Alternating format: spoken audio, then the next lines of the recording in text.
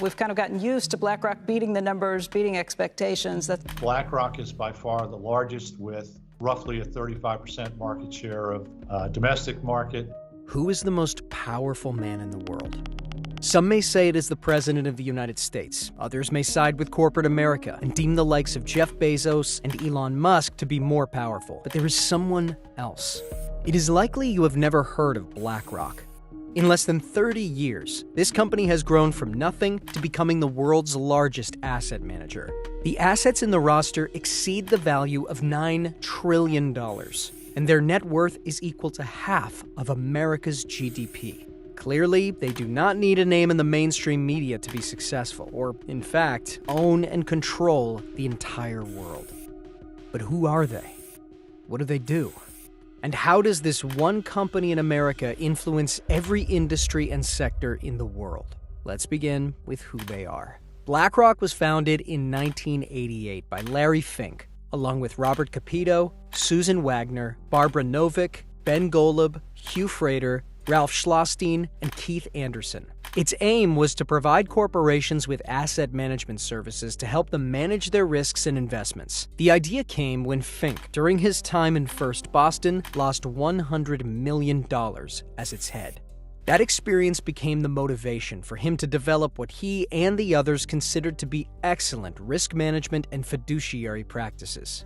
BlackRock first got its funding from Pete Peterson of the Blackstone Group, who believed in Fink's vision of a firm devoted to risk management. Fink's company then essentially became an arm of Blackstone, and it was called Blackstone Financial Management.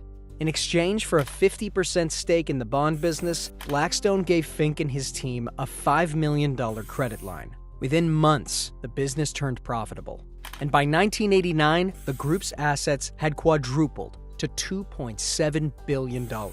Blackstone's stake in Fink's company then fell to just 40%, as opposed to the 60% held by Fink and his group. The firm adopted the name BlackRock in 1992, and by the end of that year, BlackRock was managing $17 billion in assets. By the end of 1994, they were handling $53 billion.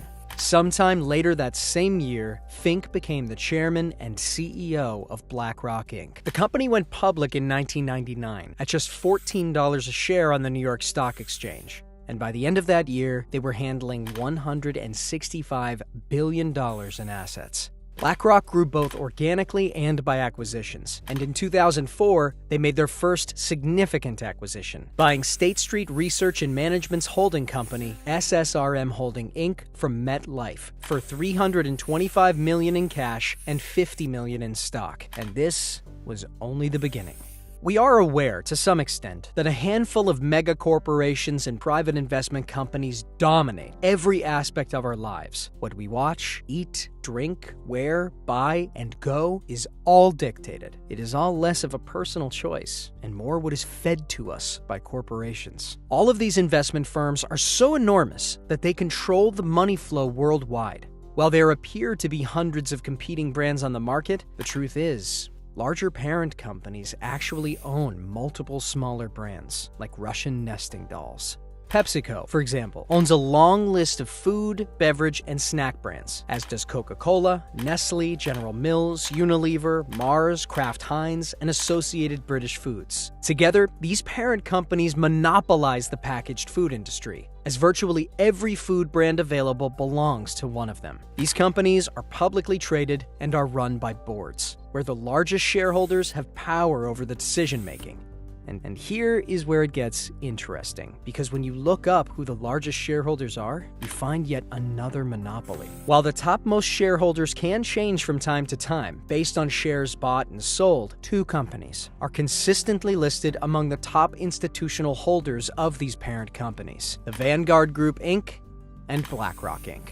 The same ownership trend exists in industries besides food and beverage. If you're planning a family vacation and using your laptop, phone, or tablet to research ticket prices and hotel stay, your go-to would probably be a site like Skyscanner, Booking.com, Airbnb, or Expedia, which provides you with all the information you need in one convenient place. Well, both of these companies are owned by BlackRock. You book your vacation and are set to fly, most likely with American Airlines, Air France, KLM, United Airlines, Delta, or Transavia.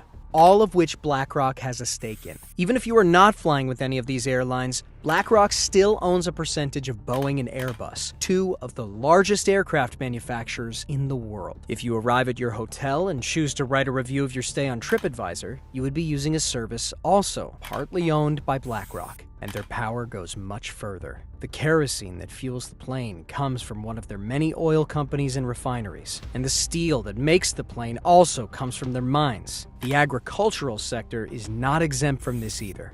BlackRock owns Bayer, the world's largest seed producer, along with some of the largest textile manufacturing plants and clothing companies. In addition to that, BlackRock has a stake in solar panel producing companies, major drug companies, and the scientific institutes and labs that fund drug studies. Places where you shop, from malls and department stores to Amazon and AliExpress, are owned by BlackRock. If you choose not to shop with them and support smaller local businesses, you are still supporting BlackRock when you use your credit card or any digital mode of payment to pay for your goods and services. Insurance companies, banks, construction companies, telephone companies, restaurants, personal care brands, and makeup brands are all in their sizable portfolio. In virtually every major company, you find BlackRock among the top 10 institutional investors. With its massive reach, BlackRock is essentially the fourth branch of government, influencing policies and decisions and even lending money to the central bank and Federal Reserve.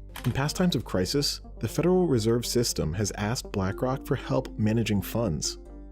But it's not abnormal for the Fed to be buying services from companies. The 2008 financial crisis had the New York Federal Reserve leader Timothy Geithner ask BlackRock for help to manage the distressed assets Bear Stearns and AIG. In an echo of 2008, the Fed once again relied on BlackRock to stabilize the bond market amid the economic turmoil caused by the COVID-19 pandemic. The details of the arrangement were not revealed, including how much BlackRock would be paid for their services. But it was undoubtedly a lucrative undertaking for the company, not to mention that they would also be in a position to profit from the advice they gave. In the following months, the central bank purchased trillions of dollars in various assets and debts, including corporate bonds.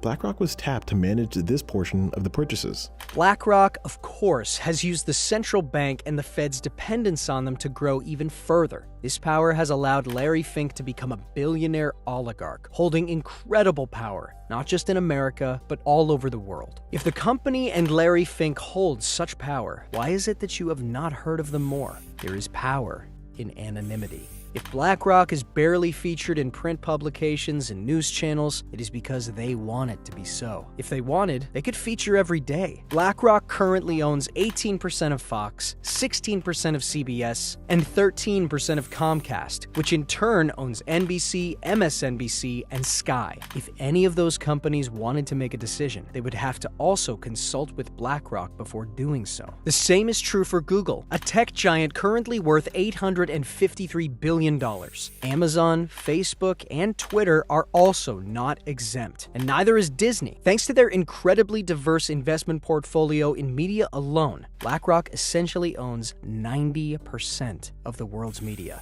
If you don't know about them, it's because they don't want you to. Why?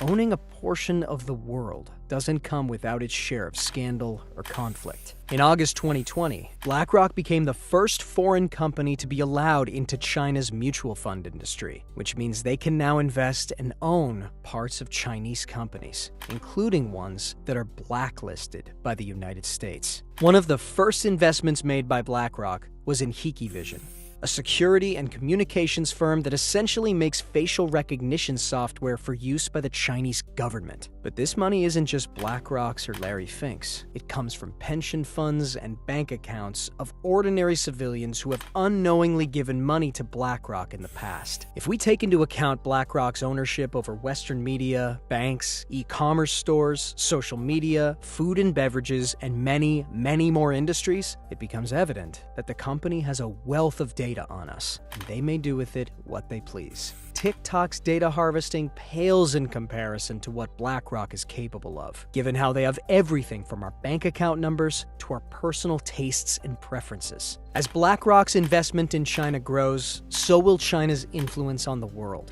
and our personal data, which was hanging on a thread to begin with, will quickly end up in the wrong hands. With the trajectory BlackRock has been on, it seems their influence will only grow as they acquire more and more of the world to control. If such is the case, we are headed into a dystopian world where corporations have more power than governments, and things like voting and freedom of speech have less power than investment boards. What is the escape from this reality?